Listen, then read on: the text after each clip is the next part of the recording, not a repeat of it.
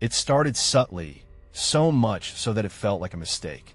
A trick of the eyes, a failure of perception. The first time she noticed it, she was reaching for a glass of water in the dim glow of the kitchen. The light above cast her shadow on the counter, dark and familiar. But as her fingers curled around the glass, she had the strangest sensation, like her shadow was lagging behind, just by a fraction of a second. She blamed it on exhaustion, rubbing her temples as she took a sip. By the time she looked again, everything seemed normal. Over the next few days, however, it kept happening. At first, it was barely perceptible, easy to brush off. The swing of her arm, the tilt of her head, movements she barely registered were mirrored in an oddly delayed fashion. At one point, she convinced herself she was imagining things. The mind was prone to glitches, especially when left in isolation. Too many late nights, too much caffeine, too little sleep. There were countless rational explanations. But it didn't stop. She began testing it in different lighting conditions, standing under various lamps in her apartment, shifting her body slowly to see if the delay was real or just an illusion of flickering bulbs. Each time, the truth became harder to ignore. The shadow wasn't behaving the way it should. It was slow. It wasn't just about reaction time anymore. The delay had grown, half a second, then a full second, then more. If she moved her hand abruptly, she would catch the shadow still hanging in place before sluggishly catching up. It reminded her of buffering videos on a bad internet connection, an image loading one frame at a time, always a step behind. The strangest part was that everything else about the shadow remained normal. It didn't waver or warp. It moved when she did, just late. There was nothing unnatural about its shape, no distortion in the limbs or elongation of features. It was just slow. She avoided mirrors.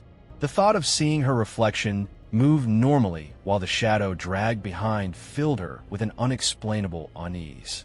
One evening, curiosity won out over fear. She stood under the glow of her bedroom lamp, staring at the wall as she lifted one arm. The shadow didn't follow right away. Instead, it hung still for an unsettling moment before sluggishly matching the pose. She jerked her arm back down. The shadow hesitated. It was watching her. That night, sleep was an impossible feat. Every time she closed her eyes, she thought of that fraction of hesitation, the moment where the shadow should have moved but didn't. She told herself it was nothing. The brain played tricks in moments of paranoia, but the thought festered, wrapping itself around her consciousness like an intrusive whisper. What would happen if it lagged too far behind? Or worse, what if one day it didn't move at all? She forced herself to sleep eventually, her mind swimming with rationalizations, a heavy weight pressing on her chest. She woke up sometime past midnight, disoriented, unsure of what had startled her. The room was silent, except for the faint hum of the refrigerator down the hall. The clock on her nightstand blinked at her, numbers glowing in the dark. She turned over, reaching for the glass of water she always kept by the bed, but something in the periphery of her vision made her freeze. The shadow. It was still on the wall. Her breath hitched. She shifted slightly, feeling the mattress dip beneath her weight, her pulse hammering in her ears. The shadow didn't move. It remained as it was, flattened against the wall in the same position she had been lying in before waking up. It shouldn't be like that. Even if there was a delay, even if it was slow, it should be moving now. Her skin prickled with something raw and animalistic. She swallowed hard, then deliberately shifted again, testing it. Her real body moved, her limbs stretched, but the shadow remained perfectly still, unmoving. It wasn't hers anymore. A surge of cold panic shot through her spine, and she turned on the bedside lamp in a frantic motion. The moment light flooded the room, the shadow jumped back into place, seamlessly reconnecting to her movements as if nothing had happened. But she had seen it. She sat in bed, heart pounding in her ribs, hands clutching the blanket like a lifeline. Sleep was out of the question now. The rational explanations, exhaustion, stress, paranoia, felt paper thin. Her shadow had been left behind, and for a brief, unbearable moment, it had not been hers at all. She convinced herself it had been a trick of the light. The mind was unreliable in the middle of the night, half lost between waking and dreaming. That had to be the explanation. It was stress, fatigue, nothing more. And yet, in the days that followed, her shadow changed again. At first, the lag seemed to disappear. The unnatural delay that had unsettled her so deeply was gone, and she almost allowed herself to believe that whatever had happened was over. It was only when she stopped paying attention that she realized something was still wrong. Now, the shadow moved before she did.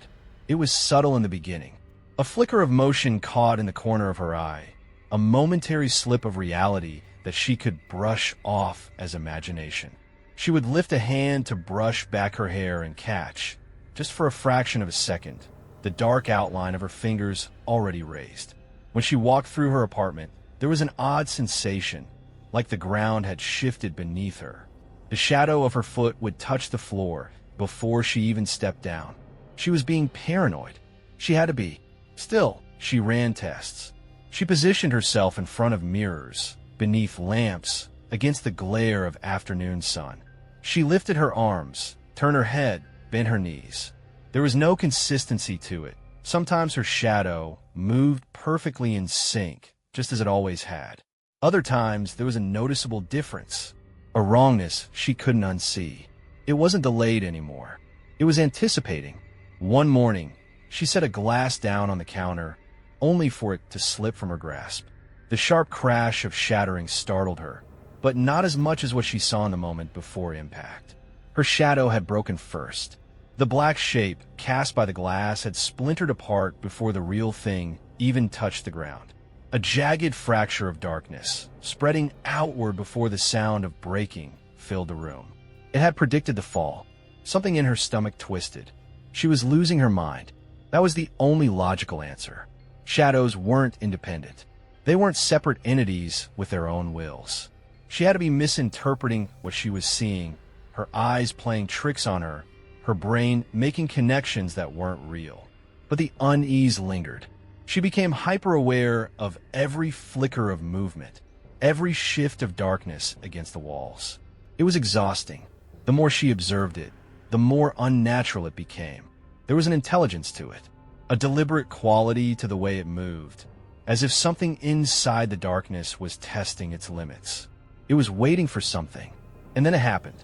That night, she stood in her living room, staring at the stretch of shadow cast by the overhead light. The apartment was silent, save for the faint hum of the refrigerator. She felt like a fool, watching her own shadow with suspicion, expecting it to do something impossible. She took a breath. She didn't move, but her shadow did. A single step forward, a soundless, fluid motion, like ink spilling across the floor. The shape of her foot extended, her dark silhouette tilting slightly as if shifting its weight. She remained frozen, unable to breathe. It was unmistakable. It was no longer reacting to her. It was leading. She wanted to move, to bolt out of the apartment, to break every light bulb until there was nothing left to cast a shadow at all. But fear had rooted her in place. The shadow remained ahead of her, motionless now, waiting. She stepped back. The shadow hesitated. Then, as if realizing the game had changed, it snapped back into place. The moment was over. But she knew, deep in her bones, that something had shifted. It wasn't following her anymore. It was trying to pull ahead. Paranoia seeped into every corner of her life. She had stopped dismissing the phenomenon as exhaustion or stress. The shadow was changing, and she could no longer pretend otherwise. It had begun predicting her movements, stepping ahead before she did. More than that, it hesitated. A hesitation not of delay, but of something calculating. She couldn't shake the feeling that the shadow wasn't just reacting. It was learning. And worse, it was aware of her awareness. She needed proof, evidence that this was something more than a breakdown of her own perception. She started recording. Her phone became a constant presence, propped up in corners of her apartment, set on bookshelves, perched on countertops. She filmed herself moving under different lights, slow and deliberate, testing the way her shadow reacted. Each time she played the footage back, her shadow behaved exactly as it should. There was no delay, no anticipation, No independent movement, just a perfect, obedient reflection of her body. It was only wrong when she was watching. Her stomach coiled with something cold and nauseating. It wasn't just unnatural, it was deceptive, as though it knew when it was being observed, knew when to behave. She left the phone recording overnight. When she checked the footage in the morning, there was nothing out of the ordinary. Her sleeping body lay undisturbed. The shadow remained still. But she knew. It was watching her. And then, one night, it revealed itself. She had become hyper-aware of its presence. Every waking moment spent dissecting its behavior. But that night, she wasn't testing it. She wasn't recording or experimenting or trying to trick it into revealing its nature. She was simply standing still, staring absently at the wall, lost in thought. Her body didn't move, but the shadow did. A twitch, so small, so slight, that she almost convinced herself she had imagined it. But then, in a slow, deliberate motion, the shadow's head turned. Not in response to her. Not because she moved. It turned to look at her. There were no eyes, no features, nothing but the flat absence of light stretching against the wall. But the weight of its attention was suffocating. It wasn't a trick of perception. It wasn't paranoia. It was watching her. She felt herself shaking, breath hitching in her throat. She wanted to move, to bolt from the room, to flee into the light and burn every shadow from existence. But fear pinned her in place. The shadow remained turned toward her for a long, horrible moment. Then, slowly, it rotated back into position, merging seamlessly into her silhouette once more. As though nothing had happened. She barely slept that night.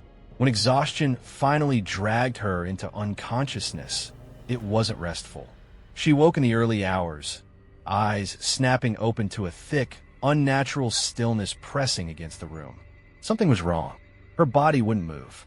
Her arms, her legs, everything was frozen in place, her mind awake but trapped within useless flesh. A weighted pressure crushed her chest, her lungs screaming for air as terror built like a tide. Sleep paralysis. It had to be. She had heard of it before, the sensation of being awake but unable to move. It was a trick of the brain, a misfire between consciousness and control. But then, from the corner of her vision, she saw it. The shadow had grown, no longer confined to her body, no longer obediently following its shape. It had stretched across the walls, spilling outwards in long, unnatural tendrils. It was looming over her. Her heart pounded like a trapped animal. Every instinct screamed at her to move, to fight, to run, but she was powerless. The darkness surrounded her, stretching from every angle, swallowing the edges of the room. And then, the worst part, the sensation of something stepping into her. A sickening, crawling pressure that started at the edges of her limbs, sinking beneath her skin. Something pressing into her body, not from the outside, but from within. Her vision blurred. The weight was unbearable, the sensation too alien, too wrong to comprehend. And then there was nothing, just black. She woke to nothing. Not darkness, not silence. Nothing. There was no sense of her body, no weight of her limbs pressing against the mattress, no warmth of breath in her lungs.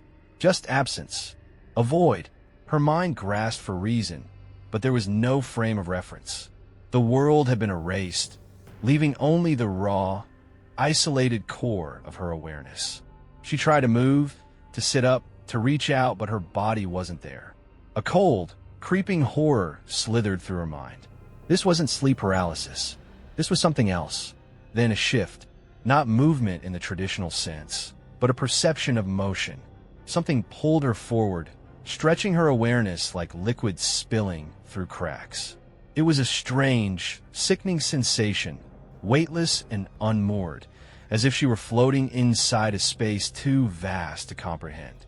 And then, as suddenly as it had vanished, sensation returned. Not her sensation. She wasn't in her body. She was watching it. Her body lay on the bed, half shrouded in the dim morning light filtering through the curtains. But it wasn't her. It looked like her, the familiar angles of her face, the rise and fall of her breath. But there was a stillness, something almost mechanical in the way it occupied space.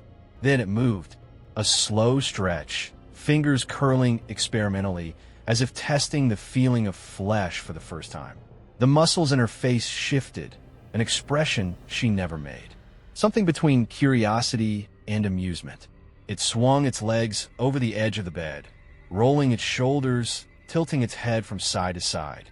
Every motion was precise, calculated. It did not fumble or hesitate, did not blink in the small, unconscious ways a person does. It stood. She tried to scream, to thrash, to do anything, but there was no voice, no body, no means of escape. She was trapped, forced to witness something else wearing her skin. It turned toward the mirror. Her reflection wasn't there. She would have shuddered if she still possessed a body to shudder with. There was only absence in the glass, an empty void where her image should be. The thing inhabiting her body watched the blank mirror with something like satisfaction, as if it had expected this. Then it smiled, not a natural expression, but a slow, deliberate movement, an eerie distortion of her own face. It turned away. It walked to the door, and then it left. She was alone, alone in the void, in the absence, in the cold, endless stretch of nothing. And the thing wearing her body had stepped out into the world. Time didn't exist in the dark. She had no body, no senses, no tether to the physical world. Only thought, only consciousness, floating weightless in an abyss that had no boundaries. She couldn't feel the passage of time. Minutes? Hours? Days? She didn't know. There was only the absence of everything. At first, she struggled. She thrashed against the void, trying to claw her way back into existence. But the more she fought, the deeper she sank. The nothingness swallowed every desperate attempt, absorbing her resistance like water taking in a drowning body. And then, the hunger began. It wasn't a need for food or drink. It was something deeper, a craving, gnawing at the edges of her mind, sinking into the very core of her being. A pull towards something she couldn't name, something she hadn't known was missing until now. It wanted her to take, to consume, to become, slowly. Understanding seeped into her consciousness. The shadow had never been separate from her.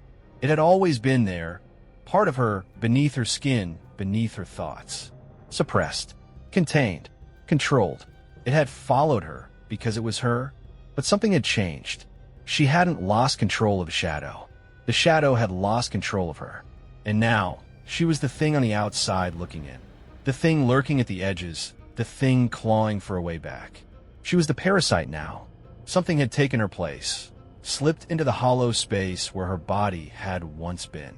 It walked with her limbs, spoke with her voice. It moved with an ease she had never possessed, a confidence that did not belong to her. And it was living. She could feel it, faintly, like echoes rippling through water.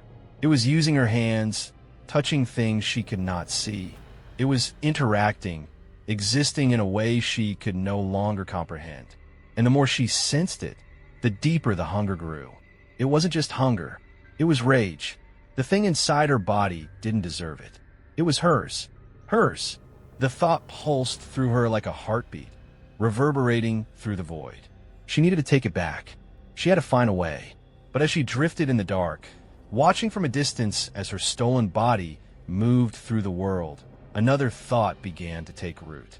A slow, insidious whisper curling around the edges of her awareness. Had she ever been in control to begin with? Or had something always been waiting, patient, silent, waiting for her to switch places?